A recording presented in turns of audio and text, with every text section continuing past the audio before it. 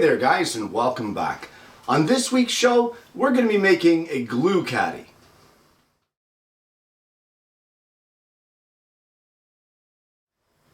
Well, the first thing you might be thinking is that this guy Kenny has lost his marbles. What the heck is a glue caddy? Basically, my shop is outside and in the winter it gets below the freezing mark. So I can't leave glues and such, anything water-based here in the shop. It freezes. So I used to have a little box that I would carry that had all my glues, and I thought, why not for a fun little project make a little wooden caddy just to carry all my water-based liquids that I use weekly back and forth to the shop. So that's what we're going to work on today, and to be quite honest, I have no pattern, no thought process of what I'm doing here. So we're gonna fly by the seat of our pants again, and let's just hope it works out. So let's get started in on it. The first thing I've done here is I'm trying to determine the size of this particular caddy, and I've got an 8.5 by 11, just a standard notepad here, and I've sat all my kind of liquids that I want to travel back and forth into this thing, and it looks like they should all fit just fine if this caddy were to be 8.5 by 11. So that's our first step that we've accomplished here, is getting our dimensions. Now, this is going to be a shallow box, and I'm thinking a divider in the middle with a handle to carry it. So what about a height? And looking at it, you don't want bottles of glue toppling over the edge, so I'm thinking maybe 5 inches high should be about right. So why don't we start with that? Why don't we cut off some pieces of wood, and I'm just going to use 3/4 inch pine here, nothing special, but why don't we start off with that? We'll cut off some pieces that will be 11 inches long. We're going to need 2 of them, 1 for each side, and then 2 of them at 8.5 inches long, 1 for each side, and then I guess we'll go 5 inches high. So 11 by 5 by 3/4, 8.5 by 5 by 3/4. Let's make 2 of each of those, and then we'll carry on from there. So I've got the boards cut, and I actually went with 4.5 inches high, just because of the width of the board that I was working from. I wanted it basically to fit within the confines of the board I had. So even though this is just a silly little glue caddy, I kind of thought it would be a fun little project if we did some hand-cut dovetail joinery to do the corners. And if you're not sure how to go about doing that or marking that, I do have a video on that on my channel, and feel free to search that out. But what we're going to do at this point in time is we're going to mark out for the dovetails and start doing the joinery to cut these to make things fit together. Well, we're going to mark the tail boards first, and I'll just give you a quick rundown of what it is we're doing. I'm trying to work around the camera, which makes it a little bit awkward as well. So we're just going to mark the thickness of our board all the way around for the tails. And like I said, if you're not sure what to do here, by all means check out that video that I posted. And then we're going to go ahead with the measurements. So we're going to use our Incra, mark it at 1/2, and then 1 inch, and then 2, 2.5, and then 3.5, and then 4 inches, just like that. And those will be the tails of our board.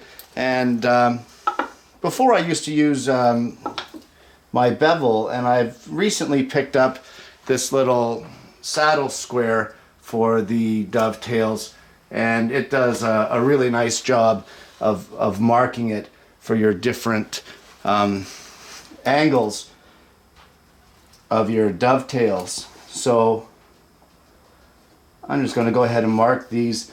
Again, it's a little awkward here working around the camera.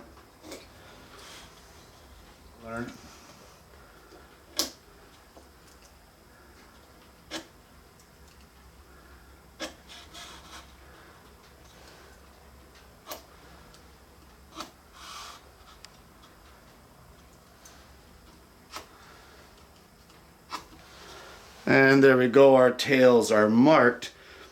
Now we're going to go ahead and mark the other tail board, and we can cut these out.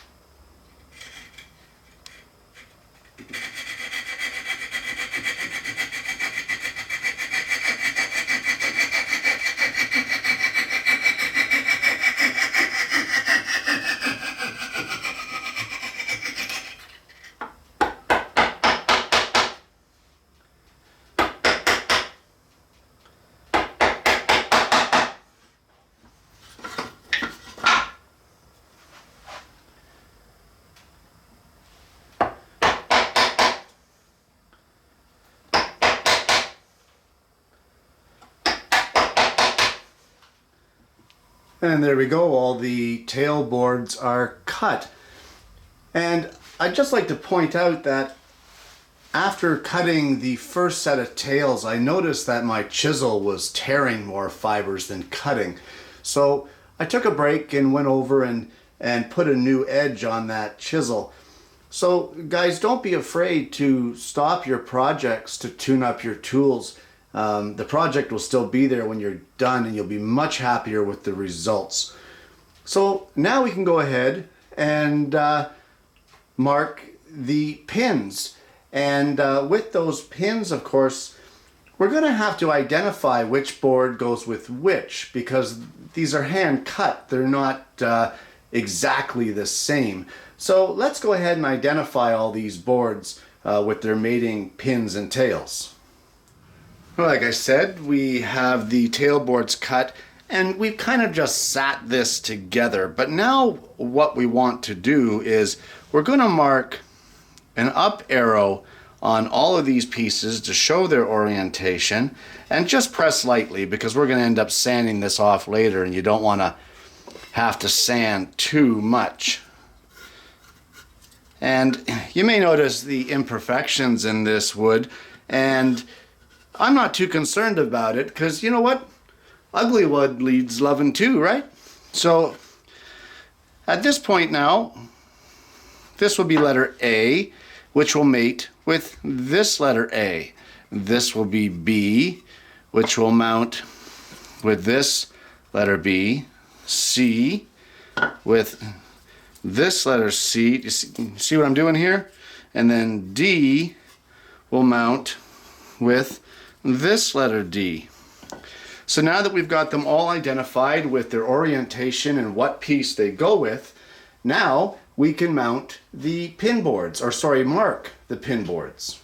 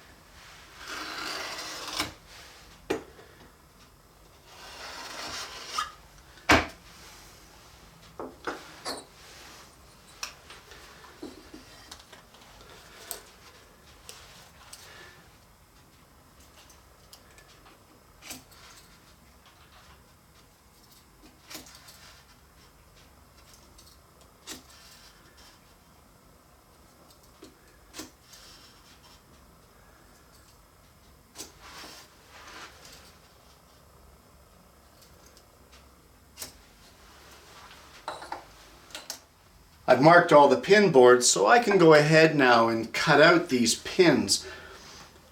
Just something to remember, keep in mind which side of the line you want to be cutting on. If you cut on the wrong side of the line, the saw kerf will leave you with a very loose dovetail joint. So let's go ahead and cut these pin boards.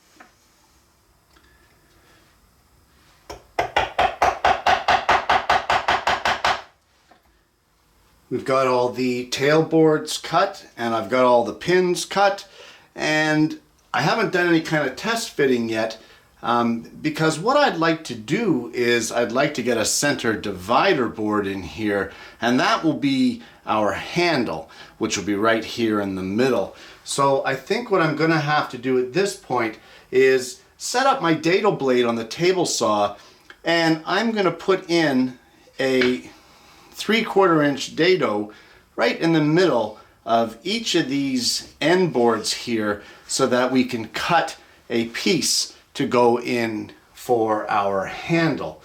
And once we get those dados cut, then we can proceed to test fit these 4 sides together.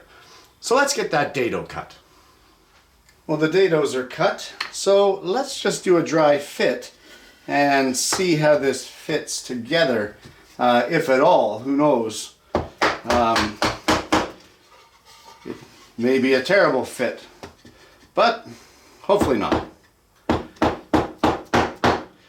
Okay, this one here has some issues, I think. Oh, maybe not. It's just a little tighter than the other side. And then, of course, this side here with the dry fit, and this side here.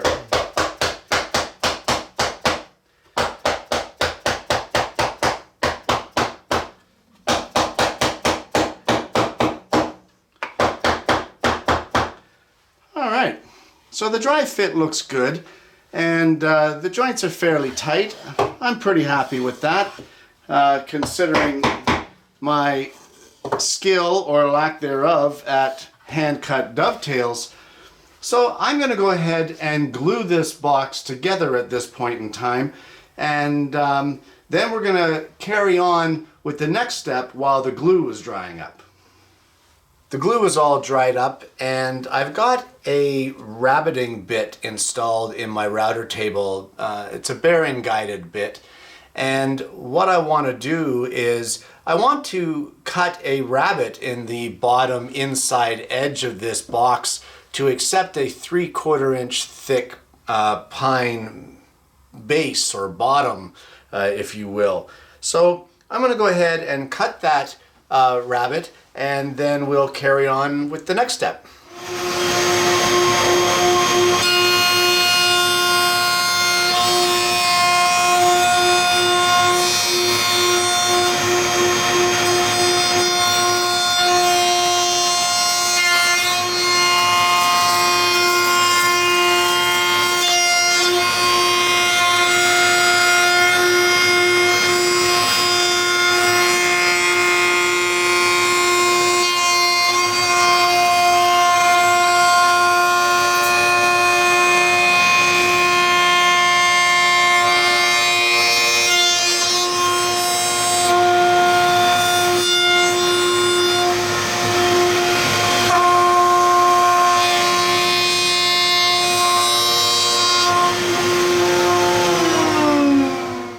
I've got the rabbet cut all the way around, and what I'm going to do now is I'm going to get out a chisel and just chisel out these corners so that they are square.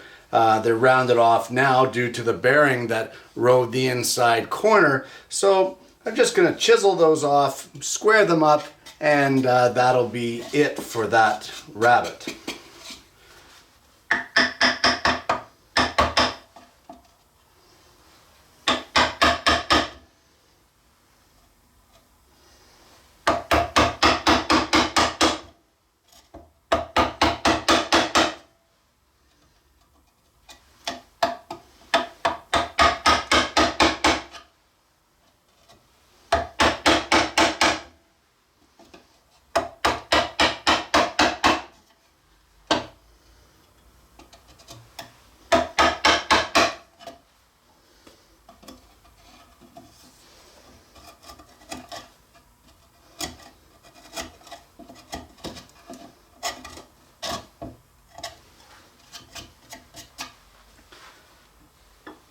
And with that, we've got the one corner squared off, and I'll go ahead and do all the rest all the way around the box.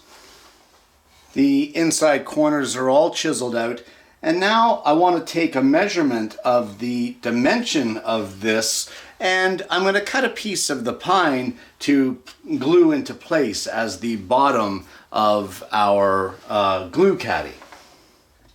I've got the bottom cut for the glue caddy, and I've also duplicated that dado that I put here in the sides that will hold the handle. This dado is not really necessary, but it will add a little extra rigidity, and you know, for the sake of one dado, why wouldn't you cut it? So I'm going to go ahead and apply a little bit of glue around this edge out here and tap this base into place.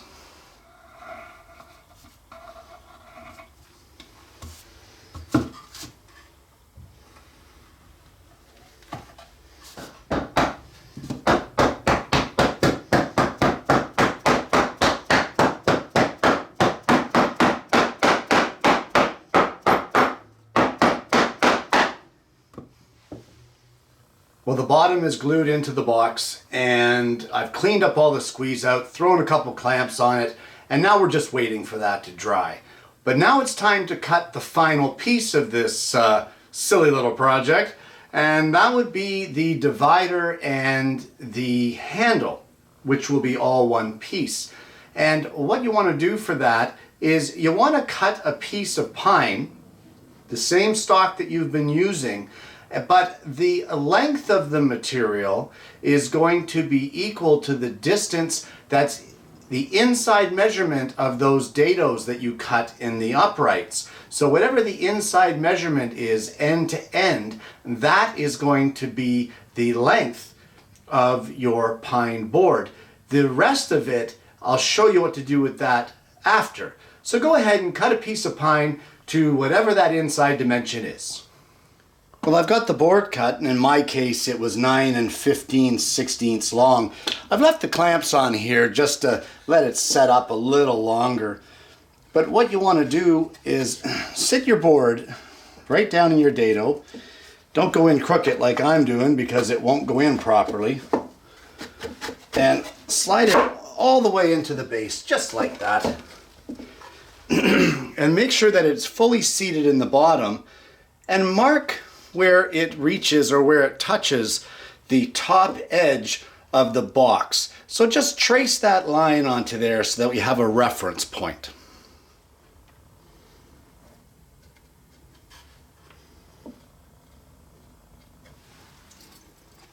Well, we have our reference marks here where our board reaches the top of the glue caddy, and we just want to put a line, join those two lines together and put a reference line across there. And that we're not going to cut that line, but what we want to do is extend a drawing kind of up over this like that for a handle, and there will be a cutout in the middle for our hands. Now, how you want to go about cutting this handle is up to you. The design is yours. So I'm going to go ahead and mark mine out and show you what I come up with, and you can go ahead and mark out yours however you want to do it. Well, it's not rocket science what I've done here. I've just laid a can of varnish down and traced it on this side, and then traced an upper curve to get this handle shape. And now I'll go ahead and draw something on the inside so that it'll give me something to hold on to. Well, I've got my design scribbled out, and now I'm going to take this over to the scroll saw and we're going to cut it out. So our handle / divider is cut out now, and I'm just going to put a 1/4 inch round over on the inside of both sides of this cutout, and then we're going to go ahead and give the entire box a sanding on the inside, and then we're going to glue this in once we give this divider a sanding.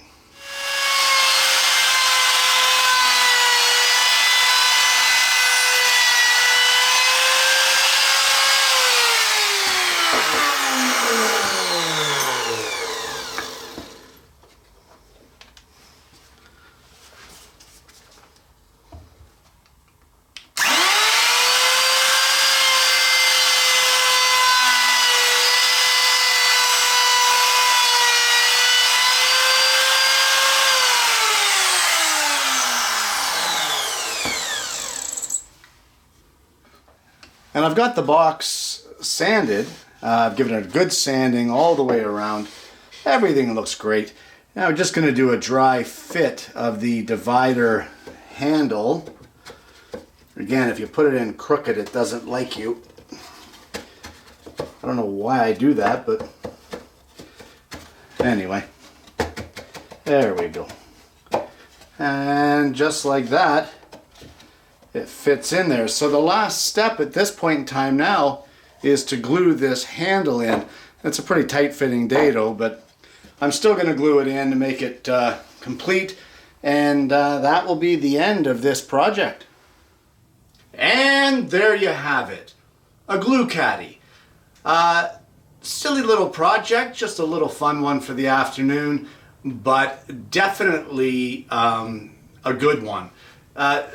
Guys, a lot of fun. This project was great. Different aspects like the handwork with the hand-cut dovetails and the chisel work, down to power tools with the table saw, the router table, dado blade, of course the dado blade setup, the whole 9 yards. There's something in this project for everyone, and the results are great, and it's just a lot of fun. I don't know what else to say about it. I think every project is great. Why else would I put it on the show? Anyway, guys, I want to thank you again for tuning in this week, and I'm going to see you again next week with yet another woodworking video.